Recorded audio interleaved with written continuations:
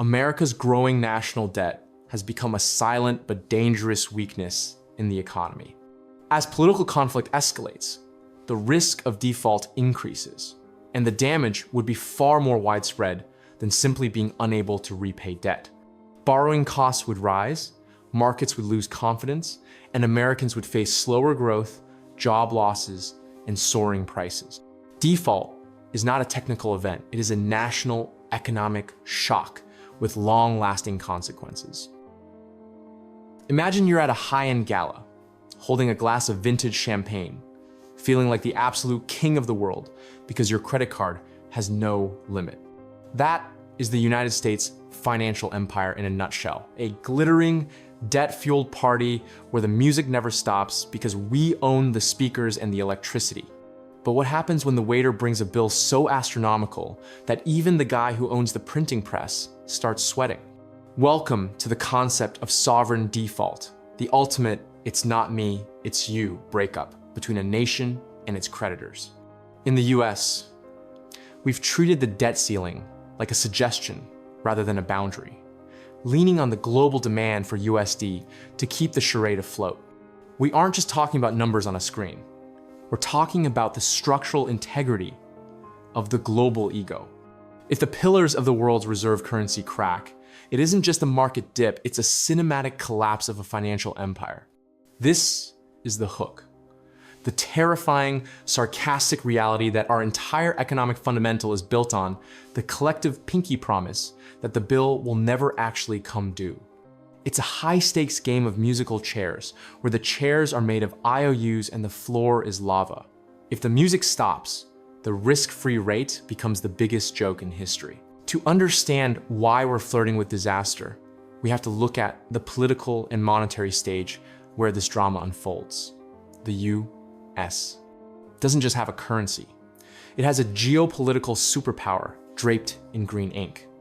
Since the Bretton Woods era, the dollar has been the world's security blanket, allowing the US to run massive deficits that would turn any other country into a cautionary tale. Our political leaders treat the national budget like a shared Netflix account where nobody wants to pay the bill, but everyone wants the premium features. This context is vital because sovereign default isn't just a math problem, it's a choice.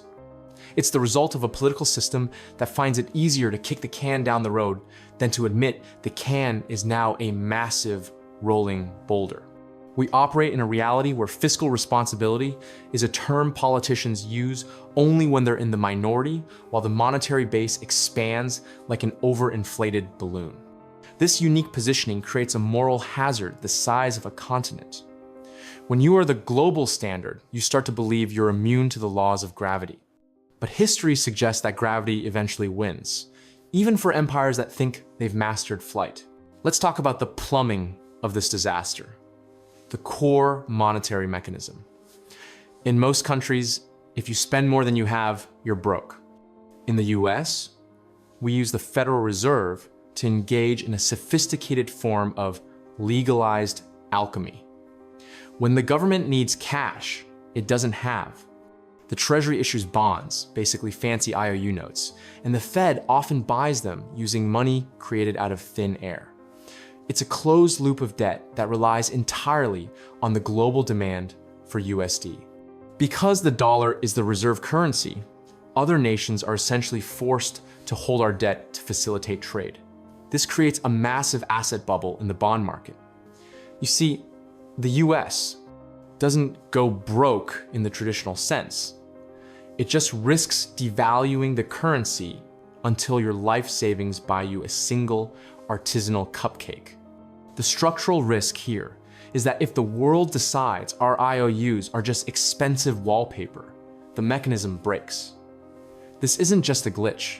It's a fundamental flaw in a system where the debt ceiling is raised so often, it should probably just be called a debt skylight.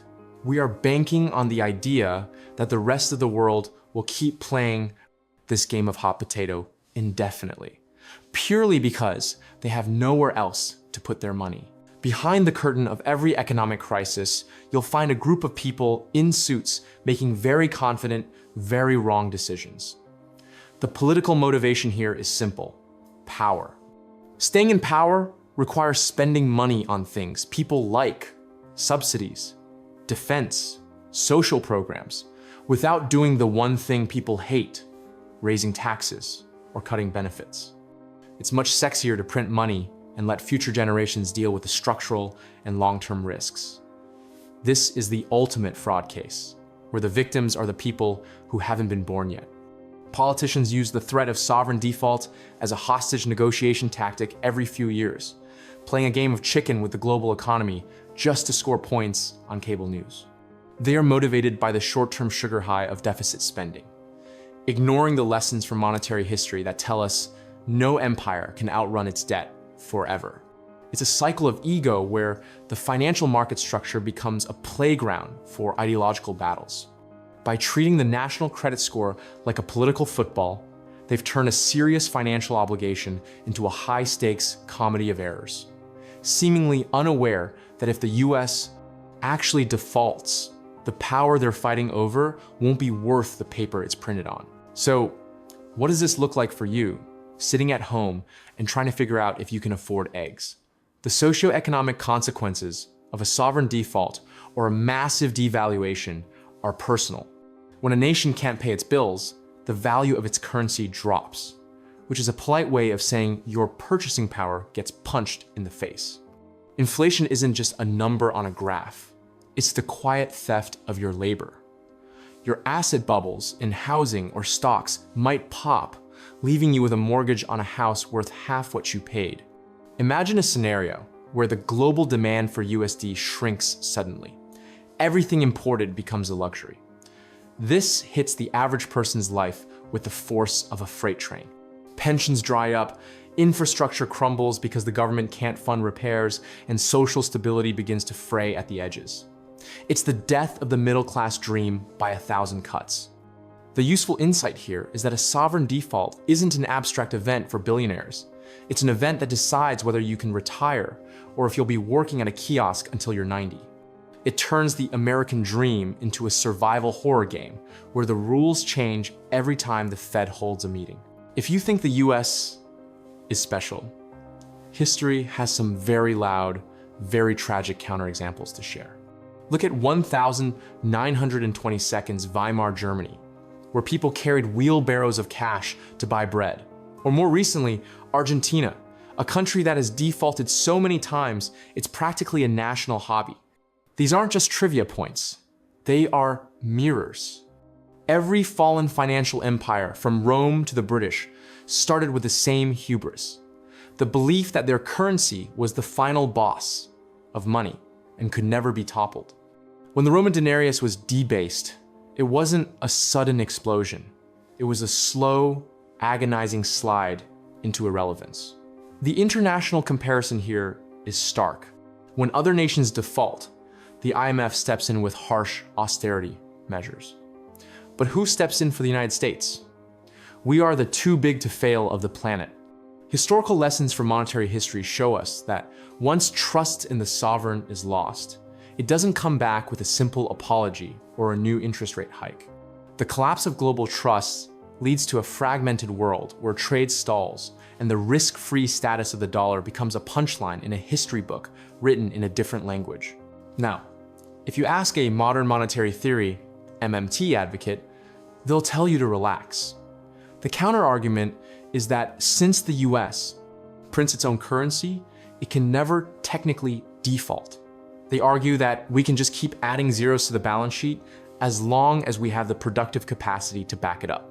It's a lovely, comforting bedtime story that suggests debt is just a social construct. Others argue that the USD is backed by the US military, which is a fancy way of saying we have the biggest stick. These perspectives offer a glimmer of hope or a thick layer of denial depending on who you ask. The skeptics, however, point out that not defaulting by printing more money is just soft default through inflation. You're still losing your money. It's just happening through a slow leak instead of a blowout. This section of the debate is where the sarcasm reaches its peak. We're essentially arguing over whether we'd rather be executed by a firing squad or by 1,000 paper cuts. Both sides have a point, but neither side can guarantee that the confidence holding this whole house of cards together won't evaporate the moment a credible alternative to the dollar steps onto the world stage. As we wrap up this tour of our impending financial doom, let's look at the big picture. We are living in a grand experiment, a sovereign default cliffhanger that has been running for decades. The US dollar remains the king of the mountain, but the mountain is made of shifting sand. We've explored the fraud cases of fiscal policy, the asset bubbles of the bond market, and the absolute comedy of our political decisions. The ultimate lesson? Money is nothing more than a collective hallucination backed by the belief that tomorrow will look like today. But what if it doesn't? Are we prepared for a world where the US is just another nation with a balance sheet it can't manage?